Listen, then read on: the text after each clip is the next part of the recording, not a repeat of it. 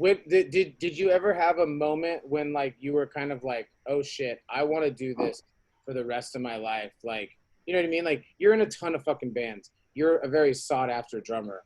Like, did you have a moment when you were like when you were young? You know what I mean? Where it was like, I want to figure this whole thing out. You know, or was it when you got older that kind of moment happened? I mean, I think as a kid, I knew that that was just a fantasy of mine. I mean, whether it be like listening to, you know, Metallica Master of Puppets and air guitaring with a baseball bat on my bed, pretending that I'm in front of a crowd. Like, I just wanted to feel that. I wanted to like just fucking play, you know?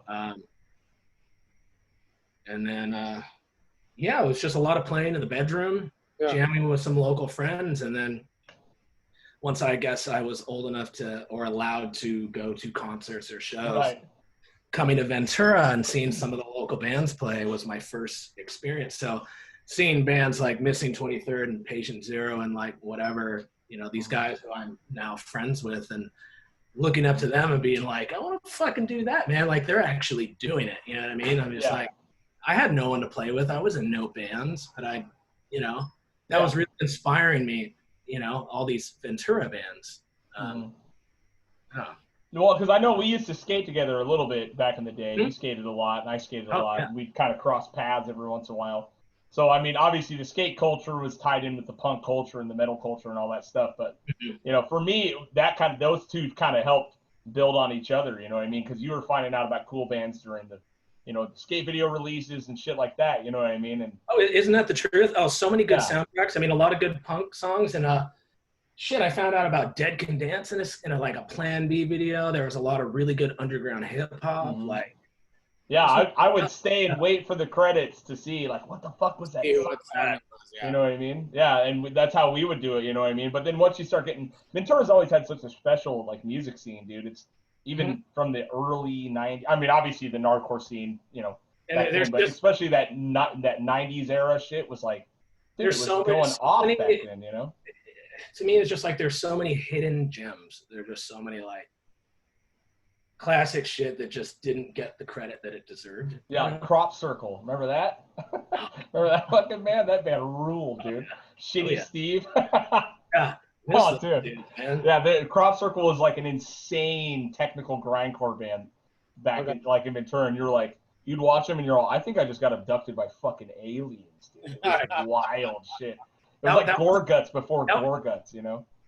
You took the words right out of my mouth. They were so nuts. And this was in the fucking 90s, dude. You know what I mean? Like, there was just some wild shit going on about all this dissonant, weird, like... just fucked up shit, man. But I remember seeing them in barns, and, you know, there was always some wild shit going on back then, man. But, like, when did, obviously, I remember we were in Destroy Babylon, and obviously music was serious to us back then, but was it uphill battle that, you know, when you guys got signed to Relapse, dude, you guys became the heroes of fucking Ventura County, essentially. You know what I mean? Because that was nuts. Like, that was the unattainable fucking label for every one of us back then was Relapse. And you guys got signed, you and Graham, you know, of Annihilation Time, of all the fucking people in the world. Like, yeah, you know, like, was wild. Yeah, I was always so proud of Graham's ambitions and, like, you know, endeavors, and everything he did was always awesome. But yeah, as far as what I was doing, like, Relapse was always just a label that I looked up to in the mid 90s, early 2000s. And I never thought that we'd ever get signed by that label. And really just, you know, being an uphill battle to me just felt like another band. It was more of what I wanted to do. And I feel like working with Audie, he made me a better musician. You know, he wrote the majority of that stuff, and what he was dishing out was just insane. So it really inspired me to, like, go ape shit. And we just worked really hard, and we ended up getting signed. I don't know how it happened with some of my favorite bands on that roster at the time. I mean, you know, they had Neurosis and Nausea, Mastodon, Nile, Dillinger Escape Plan, fucking, you know, Disrupt, Incantation, Macabre. I mean, the list goes on. It's like, you know, pure metal to experimental to hardcore to prog rock, indie. Like, they just kind of encompassed it all. So I've always just respected that label. So did you guys do like play a showcase, or how did you guys get on their radar? Did someone find out about you guys and kind of like hit you up? Yeah, I'm trying to think how that happened. Okay, so we recorded our demo tape. We did a 7-inch with Dan Weiss at the, I forget which pickle patch it was. It had to. I had that 7-inch. Didn't you guys put it out, right? Yeah, it was a split with a band called Quest for Quintana Roo. It was just have one that shit, song. dude. Yeah.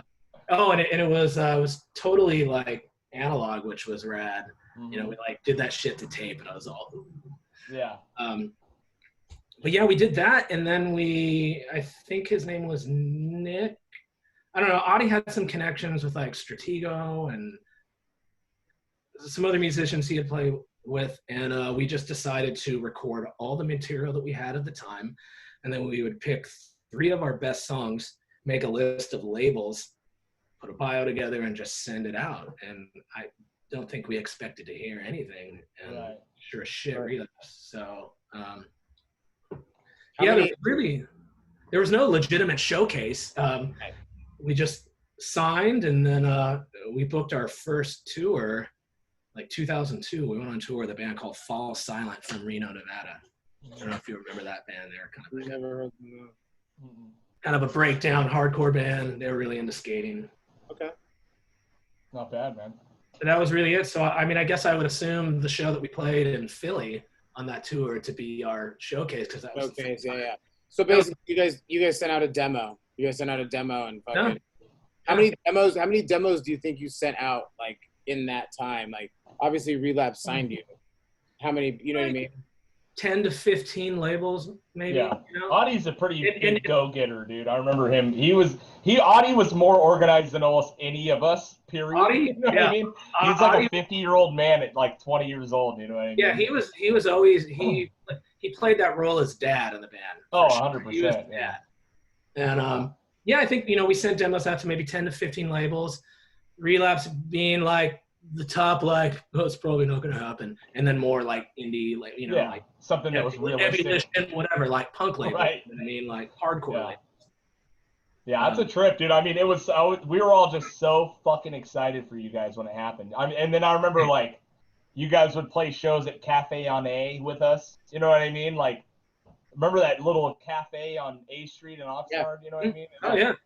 You know, I mean, it's like, dude, they're signed to Relapse. And I'm like, yeah, but it's still those guys. You know what I mean? It's still them. It's not like, fucking. I know these dudes. You know what I mean? These guys will fucking play. You know what I mean? It's not a big deal, you know? But it was just so cool to see you guys be able to blossom into that shit. Obviously, those connections started working for you, right? I mean,